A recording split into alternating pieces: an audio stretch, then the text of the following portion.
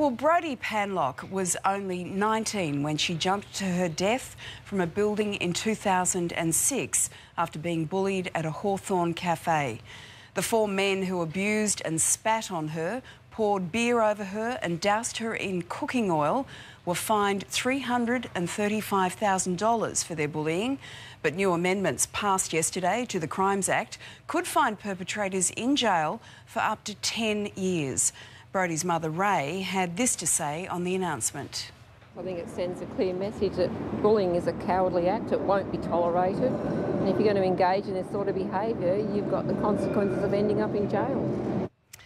Well, to tell us more, I'm joined now by Lawyer Sam Macedone. Good morning to you, Sam. Morning, Lisa. So bullying being criminalised in Victoria, exactly what does that mean? What will constitute bullying? What they've done is they've actually changed the definition of stalking as it exists at the moment in Victoria.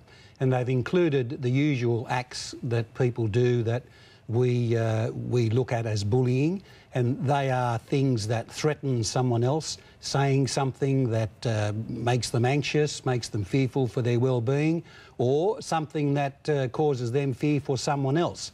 But what they've done now is they've actually added them into the Crimes Act as part of stalking, so that two things can happen. Number one, if someone stalks you, you can now get in Victoria what's called an intervention order. Here in New South Wales, you'd get what's called the apprehended violence order. So you can get an order against this person to stop harassing you, not to come to your place of work, not to come to your home, not to ring you, not to talk to you, all of those things. But better than that, they've now criminalised the whole offence of bullying. You bully someone now, you end up in court. You end up in court, you could end up with a conviction for what you've done. They've actually given some grunt to the situation where something can now be done about it, and you end up with a criminal conviction, which is a tag you carry for the rest of your life. It's about time they've done something like this, because it gives those people, like parents and teachers before, that had really nothing to back them up, this now gives them the full force of the criminal system of justice. So something's being done about it, and it's great. In Jodie's case, that all happened in her workplace, which still just defies belief, I think, for most people.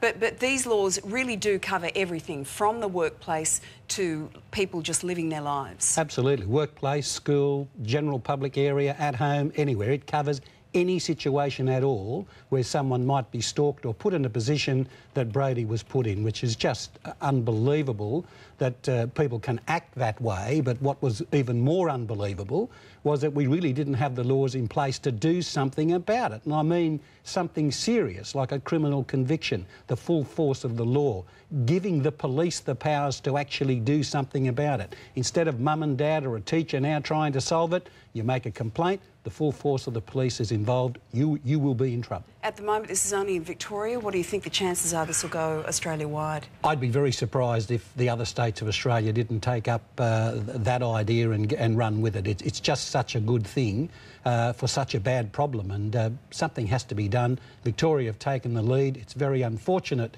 that they've had to do it because of what happened to Brodie, but I think that the rest of the states should learn before something like that happens to someone else in the other states. Absolutely, really well said. Sam Macedone, thanks a lot for that. Thank you very much.